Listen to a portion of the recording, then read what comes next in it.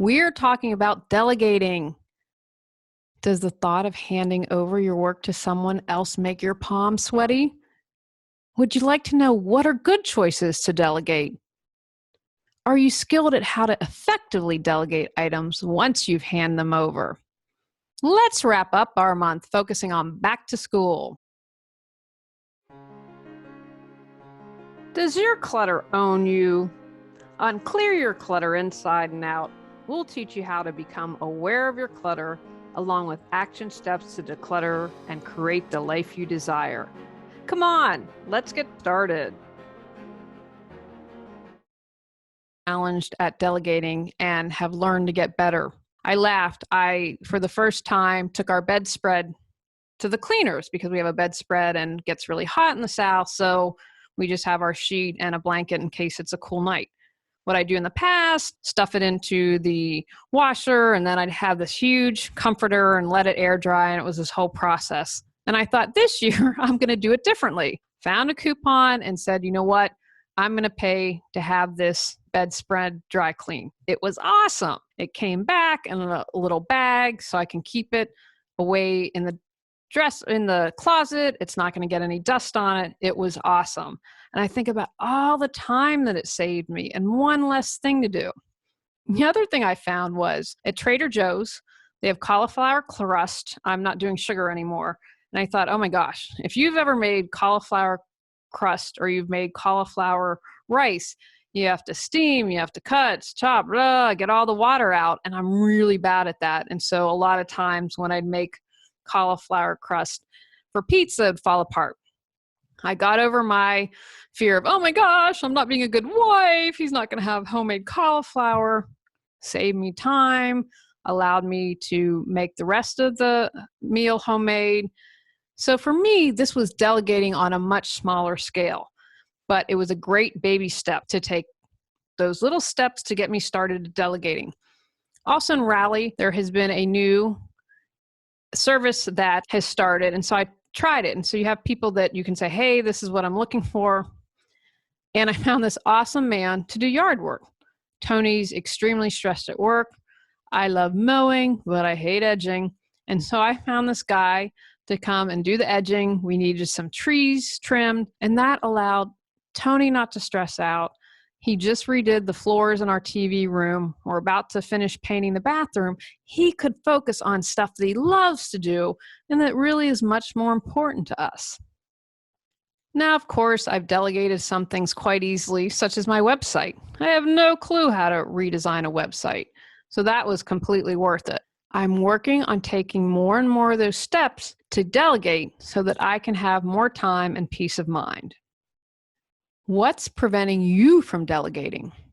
For many, it's about control, and control really is about fear. I know for me, it's about control because I still struggle with control. Side note, there are many layers to all of our stuff. Don't get discouraged. The more personal development work I do, I'm amazed and sometimes, yet another layer. However, the more you clear your stuff, the better life gets. For me, I chose to control stuff because I am a little bit still, afraid I was going to be hurt again. If you are like me and like control, what is it you are afraid of? Being judged, criticized, rejected? Another concern is we worry someone else won't do it as well. If this is you, is it because you lack trust? Why wouldn't you trust others to do a task? Were you taught to not trust others when you were younger? I know I have a fear of being taken advantage of because that has happened to me in the past. I am grateful for my husband because I will never deal with a car mechanic again. To ease your concerns, ask for referrals, get references, start off with a small job.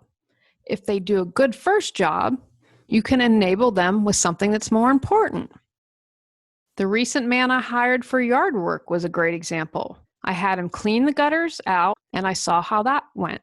He showed up on time, had all his equipment, was prepared, he actually told me, "You only need to get this done once a year."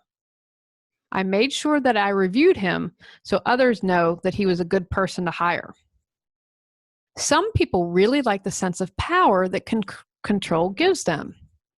In my experience, that a need to control comes from feeling powerless in other areas of our lives and as a way to compensate.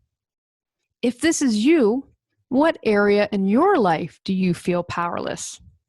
What could you do to empower yourself in that area? If you were hurt as a child and determined to gain power so you would never be vulnerable again, how could you heal that wound? I read an interesting article where it said power made people happy because they could act as they pleased and allowed them to be authentic. If this is sounding like you, how else could you be authentic? Maybe it is finding a new group of friends if your current crew are critical when you are the real you. I truly believe we all have a tribe and that we can find each other. The same article noted that seeking power did not make people happy. So the process didn't make you happy, but the goal did. For some people, it allows them to criticize others if they can control everything. They criticize others before others can get a chance to criticize them. Control allows people to feel better about themselves. What healthy ways could you practice to feel better about yourself? Do you see yourself in any of the scenarios I just talked about? Feel stuck but have no clue what you need to do to move forward? Would you like to feel energized and excited every day? Are you ready to create the life you desire? Julie Coraccio supports you in finding the answers within and then taking action to make changes happen. Visit reawakenyourbrilliance.com to learn how Julie can support you with life coaching. Now that you have a little more insight as to what may be stopping you from delegating, let's think about what you should delegate. What to delegate? Not the most crucial stuff. I would never delegate any of my writing or podcasting. I have hired editors, but never anyone to write my stuff. That is me, and I choose to have my voice expressed. So not the most important stuff. If you have the funds, can you hire someone to do what you dislike? I've talked about yard work. Can't stand it. Now have delegated that. Perhaps you could check out something like a babysitting co-op or get a sitter to free up your time. Consider trading or bartering and support one another. Think outside the box. How about an intern? I have been dying to get an intern for my business. It would be a really wonderful benefit. So, if you know of anyone looking to do an intern, have them give me a call. Remember, you don't have to start really large. What one small thing could you delegate? Like I delegated having someone cleaning the comforter or getting cauliflower rice. Broaden your definition. While cauliflower crust isn't quite delegating, it freed up time for me to focus on more important things, like writing in the podcast. How to be a good delegator. Ask questions, depending on what you need to delegate. What are their skills? Are they motivated? Do they have resources? Someone may have the skills, but is too busy or unmotivated to take on the task. If you're having someone do more intimate work with you or your business, consider making sure you're on the same page. Communicate effectively. I am a huge fan of having everything in writing and follow up for clarification. Encourage the person to ask questions. Maintain accountability. What system will you put in place? Are you going to follow up in person, via email? What happens if the job's not done to your satisfaction? Allow the person to participate. I'm looking for an intern for social media. I would love their feedback and suggestions. I'm pretty good at it, but it doesn't mean I know everything by a long shot. I would welcome new thoughts and ideas. In my class for school success, I talk about brainstorming as a valuable tool. I welcome others' perspectives. Provide resources and anything that the person might need. Our cat sitter has a list, an emergency contact, and we are set up at the vet for her if something happens. She doesn't have to go out of pocket. She can take the cats in. The vet knows that we'll pay for it and to get a hold of us and to get the cats treated. I couldn't go on vacation without my cat sitter. Give credit and understand mistakes. I accidentally did something for a writing client. She'd been a client for about 5 years. It was really super small. However, I immediately told her what it was. She wasn't worried, and we figured out a way to correct it. When I wrote my course, I thanked the editor and said it was a better product because of her editing skills. How can you give credit and understand when someone makes a mistake? Take actions from today's podcast. If you are hesitant to delegate tasks, figure out why. What small thing could you delegate to someone right now, today, or tomorrow?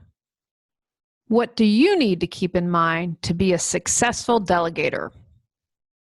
If you are already comfortable with delegating, how could you make the process even better, easier, or more efficient?